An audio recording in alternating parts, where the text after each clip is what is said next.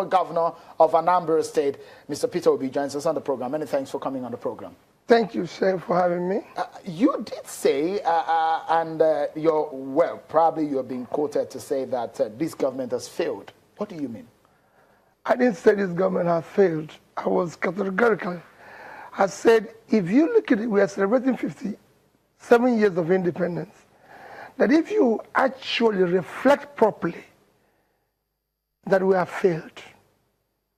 And when I mean we, as a country, including myself, I said we have failed. As an independent, from an independent country up until now, as a country, we need to come up with the truth. What makes a difference in a human being is ability to accept when you're not doing well. We have failed as a country. So what do you mean exactly? And this is clear. I showed an example where I made that statement yesterday. In fact, this morning, I was to speak at a freedom rally organized by House Freedom. Because it was a very successful celebration or rally, as the case may be. I didn't want to spoil the mood. I was the last speaker. I didn't even want to go on and expatiating that and everything. She would tell me, I'm not even going to go back to the 60s. Let me even go from the 80s. Can you compare us with countries that were at par in terms of development, in terms of service, everything? Today, no. Look at even the past, okay, we're celebrating, people even say, let's celebrate 18 years of democracy, which we should celebrate. But what are we celebrating within that 18 years?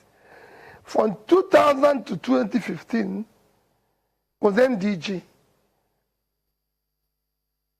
Millennium Development Goals. Did we achieve any? So you can go on and on. Between 1980 and today, Nigeria has actually become poorer as a country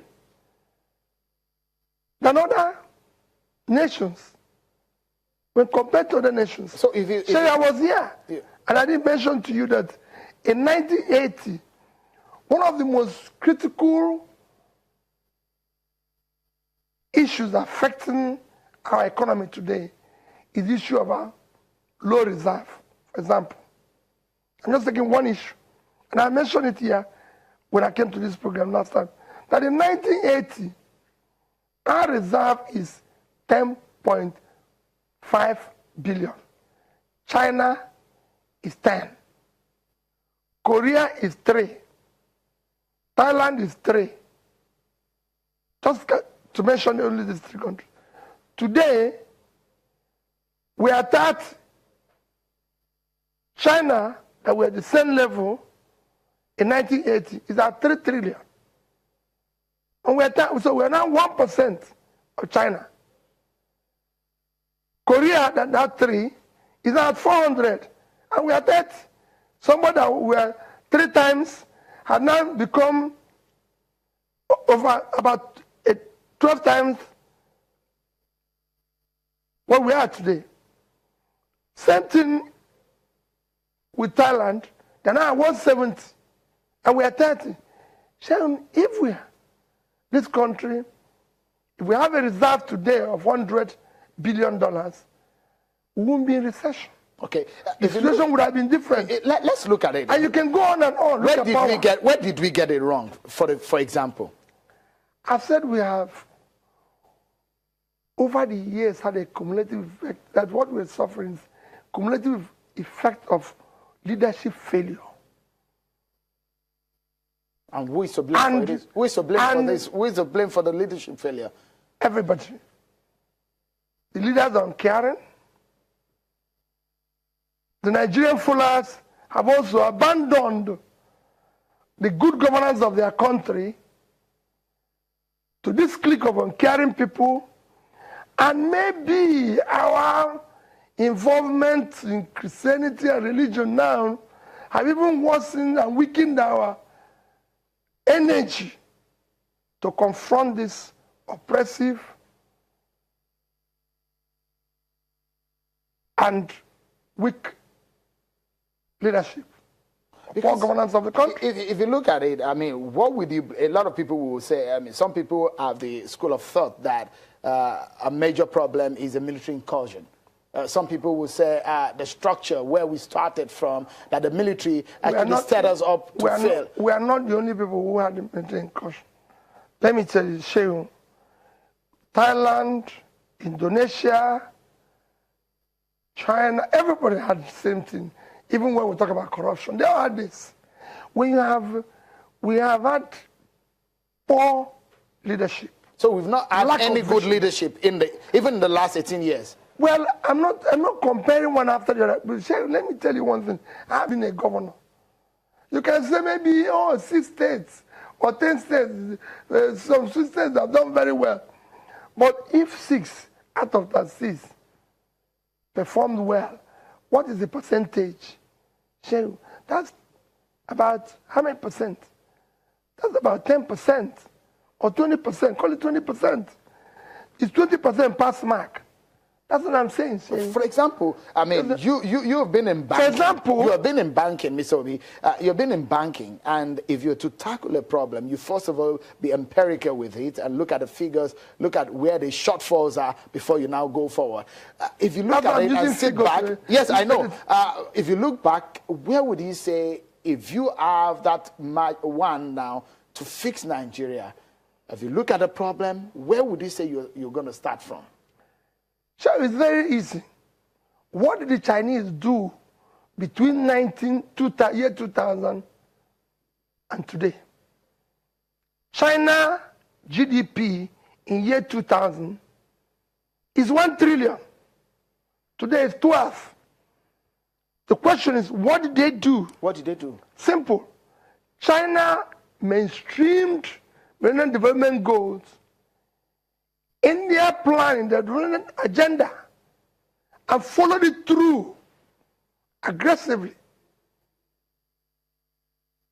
Nigeria was a signatory to the same program, but it was just a piece of paper. When you were a governor, did you achieve the MDGs?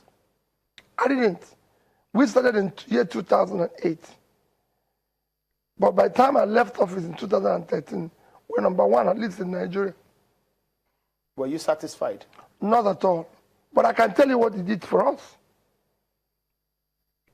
It was the MDG goal, for example, fighting extreme poverty, made us to have a study of poverty in the States, and we're able to discover the poorest local governments, which I can name to you from, you wouldn't know them, where they call Aya Melum, to Anambra West, to Obaru, to this and everything. And we found out that one of the critical needs of all those areas is access. That is why today, Anambra State has the best rural roads. Really? Than any other. I've traveled. We have so the much, best railroads. even with the dusty and. I can tell you, we have the best railroads than any other state in this country. You can go and verify. So that was a major one for you. No, I'm just giving you an example. The number 2 was education. We found out that we're number 25, 26 in WAEC. And we're able to pull it from there. 2011, 12, and 13, we're #1. Because we had a goal that is measurable, time-bound, and can be followed. So our planning, our budgeting, execution was around it, and it's measurable. If the country had followed that, we would have been able to do something. So between 2000 and 2015, China was able to pull 439 million people out of poverty. And now they've moved to sustainable development goals. China have keyed into it, mainstreamed it into their developmental agenda. And today, China, if you go there now, have said they're going to put 60 million people out of poverty between now and 2020. All right. Which one are we? Okay, let's look at some of the things that the president mentioned on his Independence Day speech. And there's something that struck me in one of the things that he said is about a sense of history. He did say he's disappointed that responsible leaders of communities fanning the embers of hate did not warn their youths about what the country went through during the Civil War. The Civil War happened majorly in your area, in the Southeast region. Are you disappointed with some of the events that led to the IPOP situation in Abia State? Well, I'm not on top of what happened, but I can tell you, and of course I'm not there during the Civil War. I was a small boy during the Civil War, so I can't tell what happened to the Civil War. But I've said it here, Shehu, the agitations you see around Nigeria today is not domiciled only in the Southeast. It is all over the place. People are agitating for one thing or the other. People are clamoring even for the structure of the other. All this agitation is because of what I said earlier, because of a failed situation. When you have cumulative effects of leadership failure, you're now confronted with people who are living in a sense of hopelessness. So if you don't know where the next meal will come from, you become an agitator, you become anything. Do you agree with the manner in which the federal government handled the case of the agitations in Abia State with the IPOB? Well, it's not like I said. The only thing I disagree with is naming them terrorists. You don't think they are? No, they're not. Their prescription is... Definitely. No, those who took the decision maybe had information I don't have. You know, I didn't, of course, they were done by governors of the Southeast. They are the elected leaders of the place. The elected leaders of the place. I live in Onitsha. And I can tell you they're not terrorists. There are people that pass on the road and everything every day. In fact, I can tell you in our manner they're civil. Because I meet them and I live with them. And I usually see people gathering and all that. And not one day did I feel a sense of threat or molestation or anything from them, even when they gather. You know, for me. Okay, we will go on a short break. When we return, we will be asking Governor Peter Obi, former governor of Anambra State, his thoughts for the future of Nigeria as the nation marks 57 years of independence. Join us again, everyone.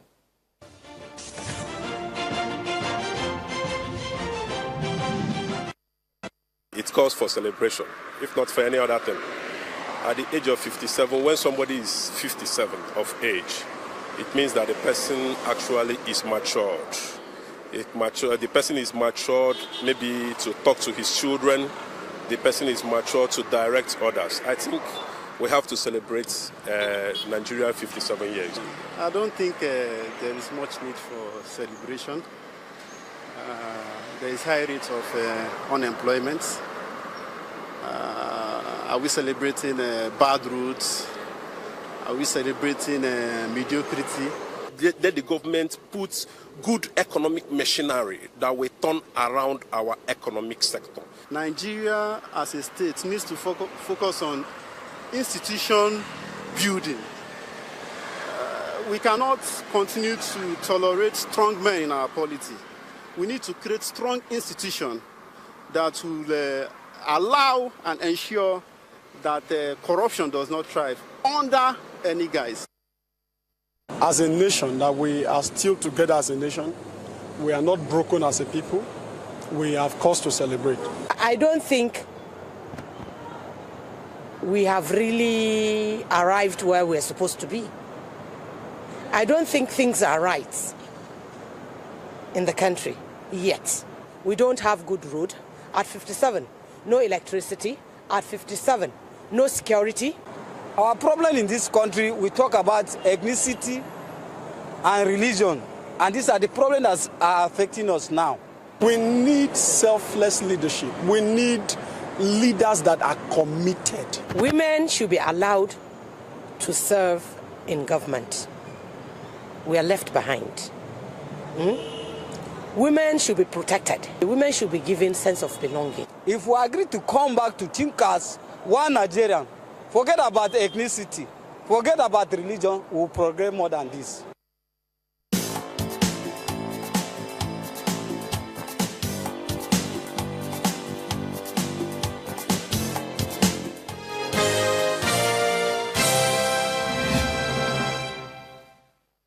Thank you so much for staying with us, everyone. My guest, the former governor of Anambra State, Mr. Peter Obi, has been talking to us on several issues, from the issue of the major challenges in the nation. Now we'll be looking at the future and how Nigeria can handle it. Thank you so much, Mr. Peter Obi, for your time on the program today. It's a special day for a lot of Nigerians. And if you look at just some of the things that the president did say, particularly on the issue of restructuring, he says why some of these cause proper in a legitimate debate, and he said that the irresponsible groups calling for dismemberment of this country, and he's saying that there is a need for people to think in the right direction of the authoritative structure of the states that can handle this, the National Assembly. If you are to handle this case, for example, if you are a president today, how would you handle when a lot of people are asking for restructuring of the country? Where would you start from? Well, the clamor for restructuring has been on for a number of years. I believe that's why we have had a number of conferences. And for me, it is time that we look into this seriously. Not an issue of saying I don't think it's clamor for, call it, that anybody will neglect at this point. We have a structure that has not worked. So if you have a system that has not worked, the only thing you can do is to change it. And how would you do that in the case of Nigeria? It's to bring everybody to the table. Those who are clamoring for it, even all the agitators. This is a democracy. In a democracy, what you do every day is negotiation, negotiation, and negotiation. So you are also of the school of thought that Nigeria is negotiable. Nigeria's unity is negotiable. Everything in life is negotiable, Shehu. Everything. The Biafran agitation, you think, is reasonable? No. I said, bring everybody to table. Shehu, if you are leaving your house in the morning and your gate man says he's not happy, ask him why he's not happy. Maybe just by me asking him, he'll be happy. Don't just say go away. When you say go away, then it becomes that. If anybody says I'm not happy, okay, come. That is why it's a democracy. It's a tolerance issue. We need to show more love, more care in this country.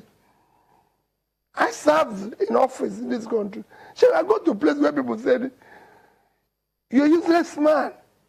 And I stopped. How did I pay pensioners? I went to morning mass. On coming out, one Mrs. Sindibe, an elderly woman of about 80 years, heard me. He said, why am I praying here when there is being old pension? That I should go and pay his pension first before I'm asking God to. And we stopped and we started talking. I said, Mama, what is it? He said he's been retired since nobody has paid him his gratuity, blah, blah. I said, I'm coming to see you this evening. I went to her house. After she told me what they were going through, I decided every pensioner must be paid their gratuity. Do you think that the Southeast needs one more state to be 6? Of course, yes. Look at what is everywhere. We will probably anchor right now on your suggestion on the way Nigeria must go right now. A lot of people say, we hear the clamors are loud now. If you are a president today, what would you do? I said, I'll bring everybody to the table. In a sovereign national conference, or how would you do that? There's enough conference already. There's documents already. So what is there? Precisely how? Why don't we get out the documents and get all those who are clamoring? Let's talk. Your final word before we go. Nigeria at 57. Your final word. Well, I think we need to do something showing the world has already moved from MDG to SDG. There's no reason why, at this point, we should not strictly follow the SDG goals. Mainstream it into our development. All right. Follow it strictly. Okay. Mr. Peter Obi, former governor of Anambra State, many thanks for your thoughts on the program. It was always a pleasure having you on the program. Thank you. Well, before we go, when Britain bid us farewell in 1960, power exchanged hands. They wished us a great and a noble future. That future is now. 57 years down the line, they know